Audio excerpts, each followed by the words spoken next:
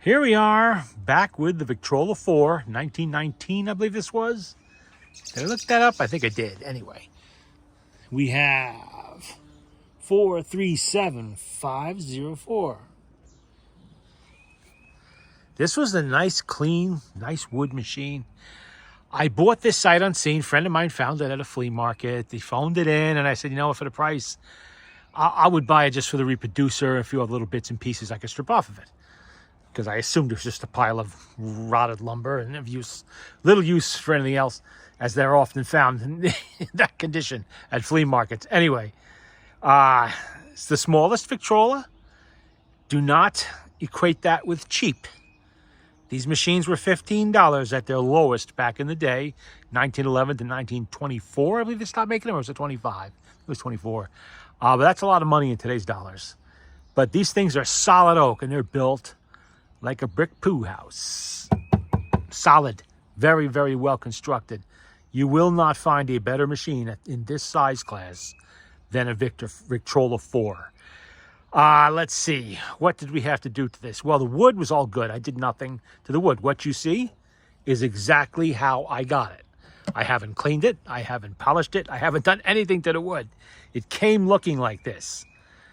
I didn't need to do anything, and I like the patina the way it is, so I'm not going to try scrubbing this with cotton cleanser or anything else. It simply does not need it. Whoever had this machine had it in a good spot, was taking good care of it, and they didn't let it get to that old barnwood look that sometimes they achieve when they've been abused for a very long time and just left lying around. Okay, its knobs are still on there and everything. The motor, on the other hand, was a mess. This, I don't think it had been lubricated since, let's see, probably sometime in 1920. You know, I don't think whoever was working on it just didn't seem to know all that much about Victrola motors and how they work. They tried repairs, but the way they were doing it, going about it, was wrong. The governor was completely destroyed, everything on there. They had weird crap on the springs, holding it together. They managed to screw up the governor's shaft, which is a big deal, because now you don't just have to replace one part of that. You have to replace two, because you want to, if you replace the governor's shaft, always replace the gear that's on the main shaft. The small gear that holds on with a screw, because that meshes directly with the governor gear, because those have been together for 100 years. And if you take one from another machine with a different degree of wear on it, you're going to change the sound of the motor. Sometimes that could be for the better. It might quiet it down if it's a little bit loud. Other times it's going to sound like you're grinding rocks. Don't do that. So, you know, you want to try to keep those together. So you're not just replacing one, you're replacing both of the bearing caps at this point. Because, yeah, I knew there was a problem just by the way the bearing itself looked. It was flattened. It was bad. I did a video on that. So let's see. We had to replace both bearing caps. We had to replace the entire governor assembly. We had to replace the governor gear. We had to replace the spring drum.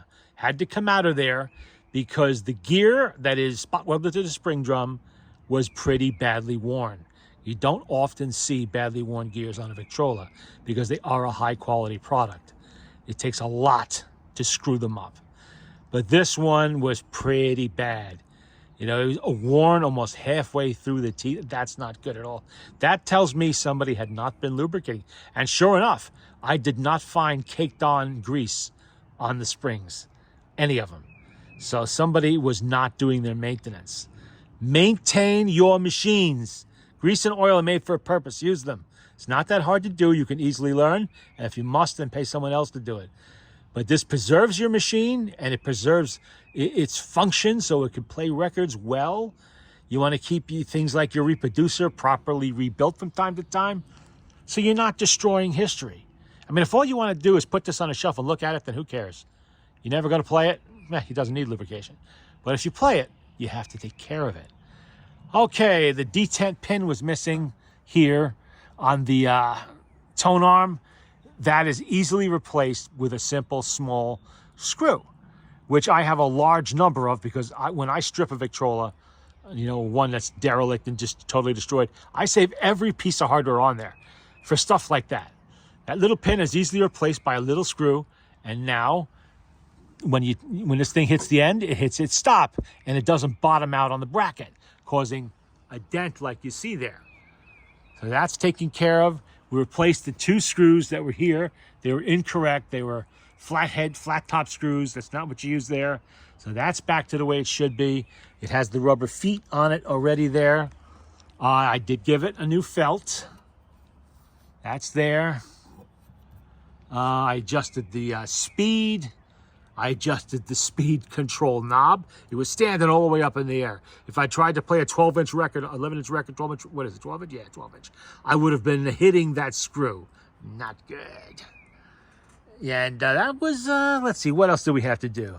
No, the rest was okay. The rest is just a matter of lubrication and cleaning. Okay, let's play some records now. I already got a needle on there. Oh, yes, and there is a brand new mainspring in this now because I did try to reuse the old one and got shot in the ass like I always do when I try to do that. Sure enough, it just didn't have enough strength.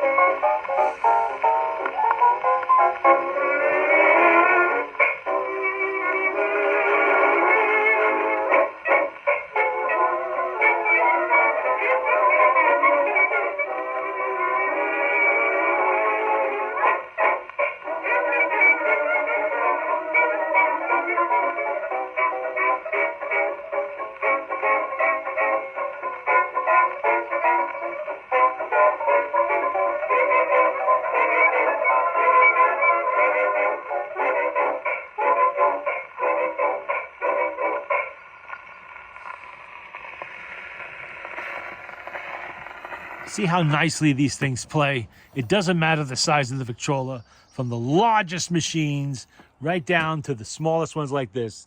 They all have a great sound. They really do. Let's see. Oh, here we go. Who wants to hear Goodbye Broadway, Hello France, the American Quartet?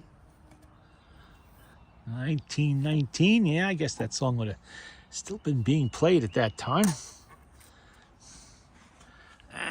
Let's crank it up.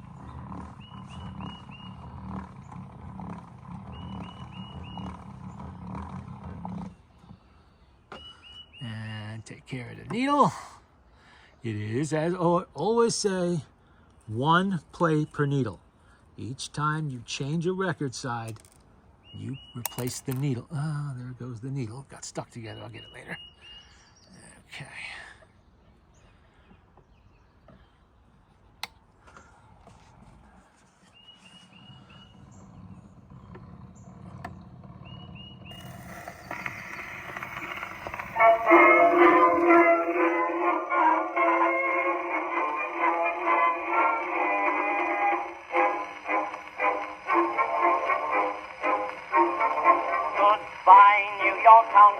this liberty, your light of freedom will guide us across the sea. Every soldier's sweetheart bidding goodbye. Every soldier's mother drying her eyes. Cheer up, we'll soon be there, singing the Yankee air. Goodbye, Broadway, hello, France. We're 10 million strong. Goodbye, sweethearts, wives, and mothers. It won't take us long. Don't you worry while we're there. It's for you we're fighting through. So goodbye, Broadway, hello, France. We're going to swear our debt to you.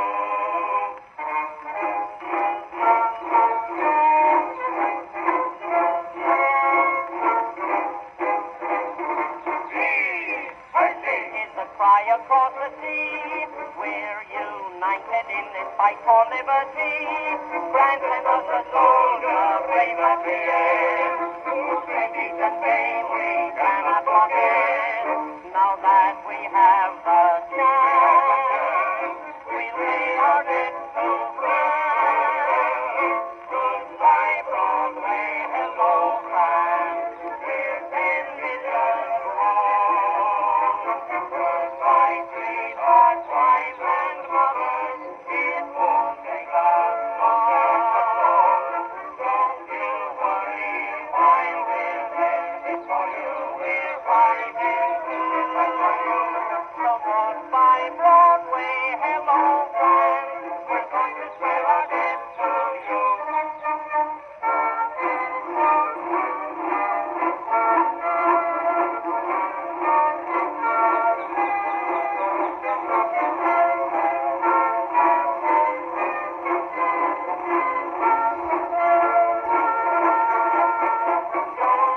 worry while we're there.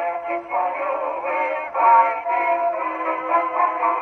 So goodbye, Broadway, hello, France. We're going to swear our debt to you.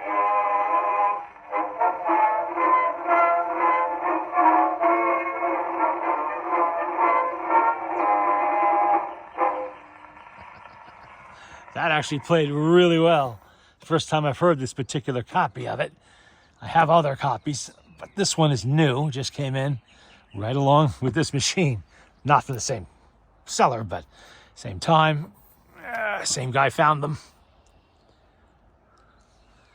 Okay, that's going into my permanent Great War Records collection. And let's work another one out from under there.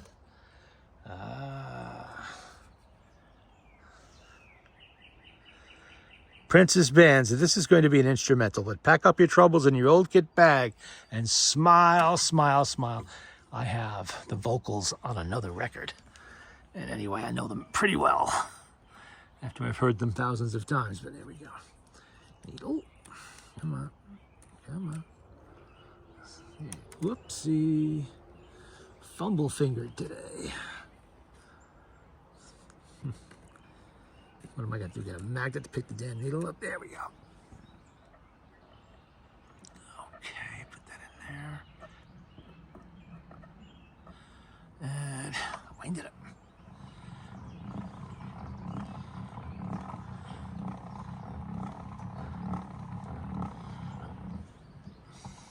That looks like a pretty clean record. Let's hope the good luck streak with records continues.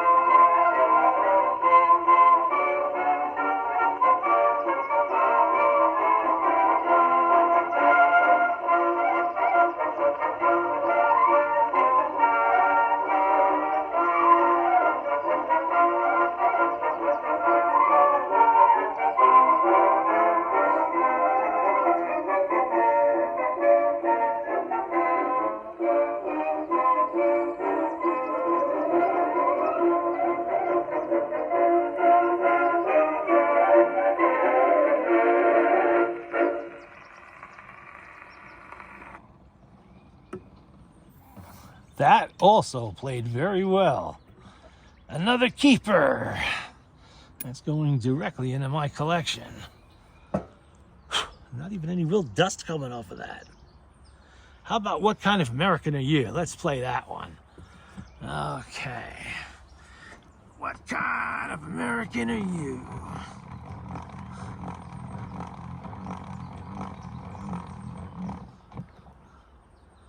Okay, here we go. Battling the Needle again. Oh, got it right off that time. Okay.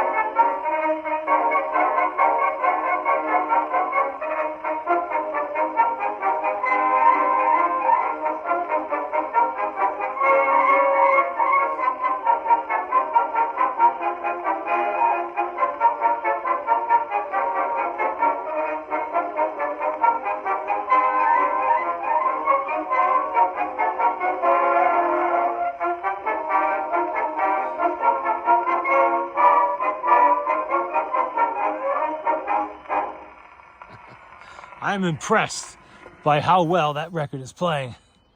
That is definitely going into my collection. Okay. It's a little bit of dust, and that's all. Let's see, we got time for another. What do we got here? We got, yes sir, that's my baby. This one looks like to have a little bit of wear on it, but we'll try it. See the grooves a little bit, that could just be dust. Hall and Ryan, Plaza Music. Okay, let's put these out of the way so we don't knock them on the ground. That would be a tragedy. Let's get a needle on there. I hear an irritating ringing sound somewhere. Truck backup horn over there, I think, is stuck on. Okay, let's crank it.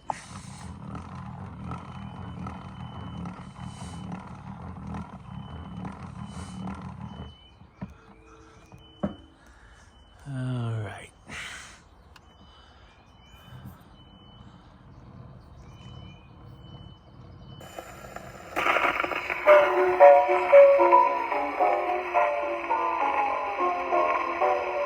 Nope, that is not gonna go. That's definitely worn. Too bad. Although I have 4 or 5 other versions of hello. Yes, sir, that's my baby. That's a shame. Every little while.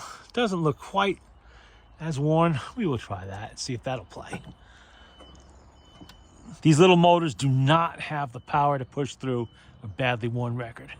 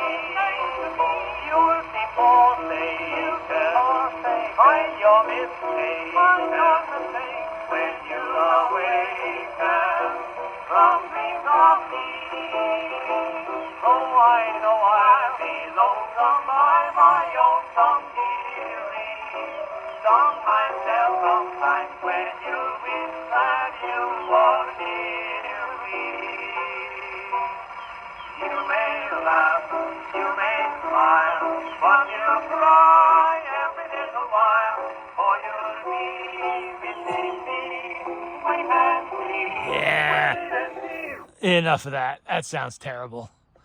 Oh well. You're not going to get every record to be good. You know, I got really lucky with that Columbia. Should we try another banner or forget it? Let's see. This looks just as bad as that one. I think we're going to forget about the banner records. They came from a different batch anyway. I think we will go and try. What's on the flip side of Goodbye Broadway, Hello France? Where do we go from here? American Quartet. We'll try that one. This record was really good and played really well, so maybe we'll get lucky. And this flip side will play good too. Imagine it will. We're going to need the needle. I'm not going to try to reuse the needle from that worn one. That would have worn that needle pretty badly. We don't want to use a worn needle on a nice record, or any record for that matter. Come on, get down in there. Here we go. Okay, try it again with a good record this time.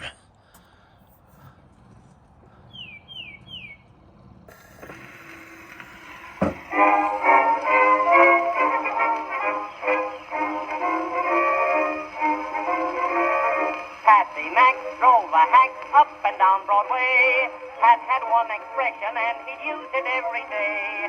Anytime he'd grab a fare to take them for a ride, Patty jumped upon his seat, cracked his whip and cried, "Where do we go from here, boys? Where do we go from here? Anywhere from Harlem to a Jersey City pier." When Pat would spy a pretty girl, he'd whisper in her ear, "Oh joy, oh boy, where do we go from here? Oh joy, oh boy, where do we go from here?"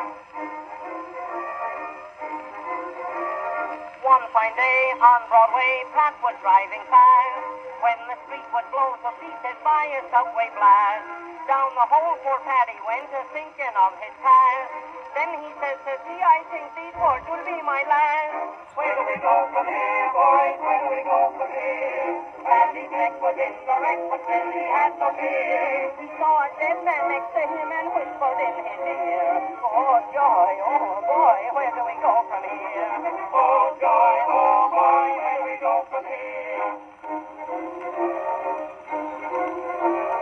One fine ninth at the time, had an awful time. Took a bunch of ladies to a swell cafe to dine. When the waiter came around, the ladies ordered wine.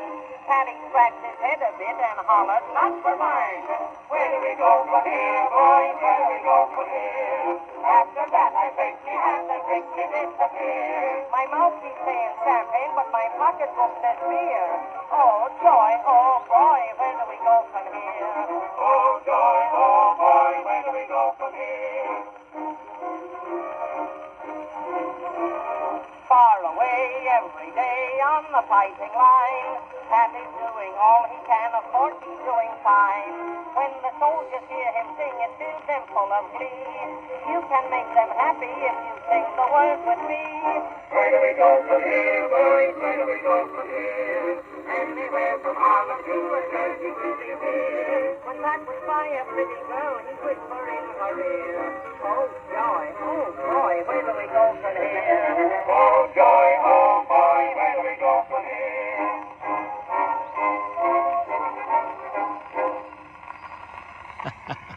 As expected, it played well. Okay. Do we have time for another one? Do I have another one worth playing here? Let's see. I don't know. How about the Sweet Man? Isham Jones's Sweet Man, Charleston Foxtrot. I don't know. We'll give it a shot and see what we got there.